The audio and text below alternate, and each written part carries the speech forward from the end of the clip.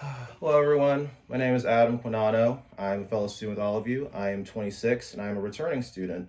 Originally, I went to Benedictine University to pursue my dream to become a doctor. I did not take my priorities seriously enough to maintain the path and the dream I had since I was a child. And because of that, I ended up wasting 2 years of my life by doing that, and I just ended up becoming working. It was very bleak for me. That was my biggest dream I ever wanted and hoped to achieve, and I just completely disregarded it by not taking it seriously and doing the work.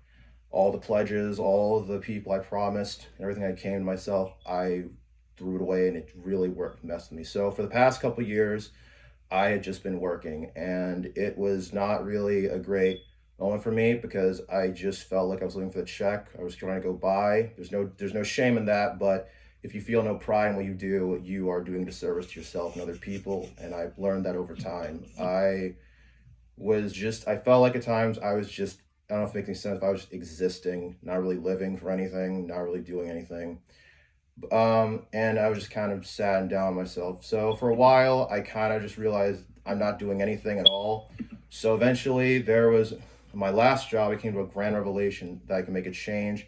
I still have time to do anything. Granted, I was really young, 18 to 22. Everyone's still young, so I thought I saw enough, but I really saw nothing at the same time.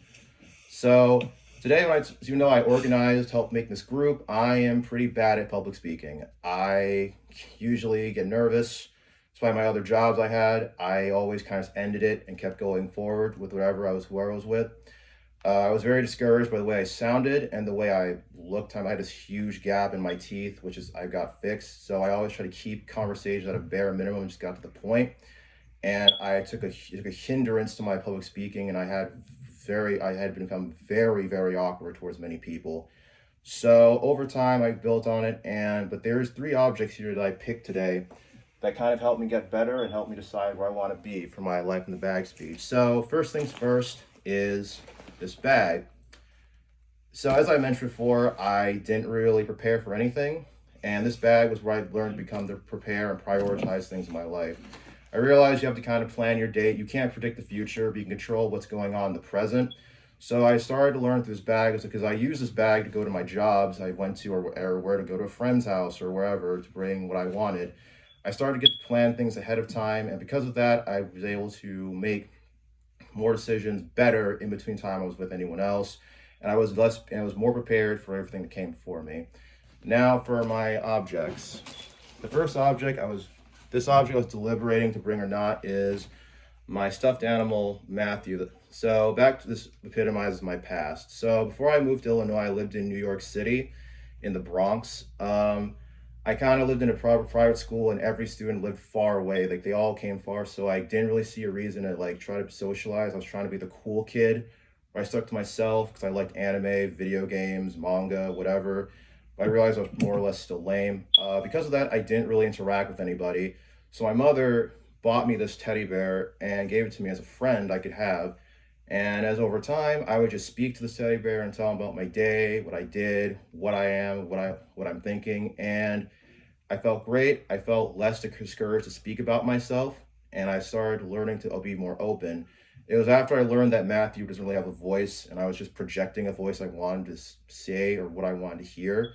And I realized it was very invigorating and helpful for me to grow. So it made me, after being with Matthew, because of him, I started to learn to interact with people and build friends. It's very nice to have someone hear you and listen to you. I learned that greatly from All right, Matthew. get out. All right, So get out.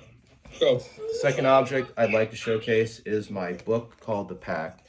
So this really epitomizes my sense of hope. So this book's about three doctors who grew up in the ghettos, and eventually three men who grew up in the. It's an autobiographical piece. These three men who grew up in these ghettos, they all met each other and formed a pact with one another so that they could achieve their goal and become doctors. I read this a lot when I was a kid, and it gave me hope and faith because they had faith themselves in a place that seemed impossible, and they didn't want to be a product of their environment.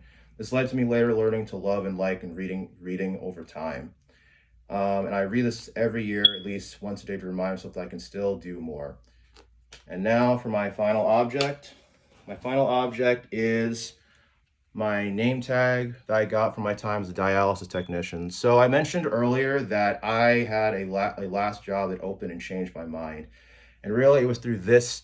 Can you guys see it? The tag. It's through this name tag I had.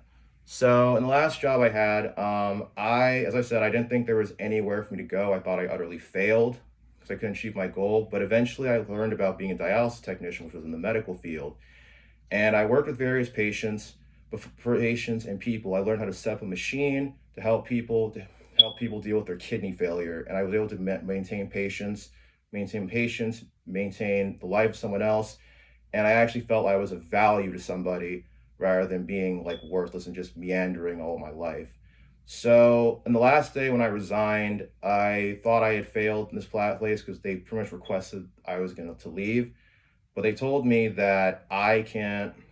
Y'all told me that you weren't a failure here. You were very good. You would be a great service to other people. And this is what this kind of is for my future, that which brought me back here. After I spent my time there and learned I could help people and still be in the medical field, I took it upon myself to apply back here to JJC and try to start over to become a nurse, more or less. I look at this every single day of my life to show that I was somebody and I can achieve more, and anyone else can. And that's all. Thank you for your time.